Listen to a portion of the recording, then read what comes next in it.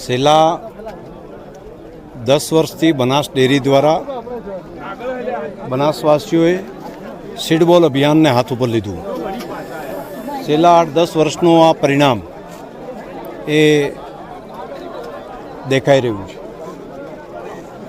અરવલ્લીની ગીરમાળાઓની અંદર હરિયાળી, ખાસ કરીને જેસોર પર્વત આપણે જોશો તો ધ્યાન ઉપર આવશે કે એક શરૂઆતના વર્ષે જ્યારે ત્યાં કામ કર્યું હતું તે ત્યાં તો બિલકુલ હરિયાળી દેખાય છે.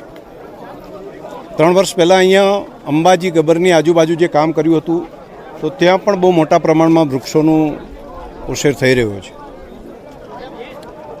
રાજ્ય સરકારનું ફોરેસ્ટ ડિપાર્ટમેન્ટ, બનાસ ડેરી અને બનાસવાસીઓ અને અનેક સંસ્થાઓ, NGO એ ભેગા મળીને આ ગીરમાળાઓને હરિયાળી કરવા માટેનું અભિયાન જે ચાલી રહ્યું છે, હું આભાર માનીશ દેશના પ્રધાનમંત્રી મોદી સાહેબનો કે જેમણે અરવલ્લીની ગિરિમાળાઓને ગ્રીન વોલ તરીકે ડેવલપ કરવા માટેનો એક ઐતિહાસિક નિર્ણય કર્યો છે.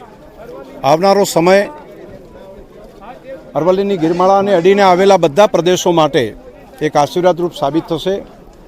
દાંતાના ડુંગરાઓમાં અહીંયા ઝાડ વાવીએ છીએ તો બનાસકાંઠા, પાટણ સહિતના પ્રદેશને તો ફાયદો થાય છે, પરંતુ આનાથી પણ આગળ વધીને છેક અમદાવાદ સુધી આનો ફાયદો થાય છે. કેમ કે આ ડુંગરાઓમાંથી સાબરમતી નદીમાં પાણી અહીંથી પહોંચે છે.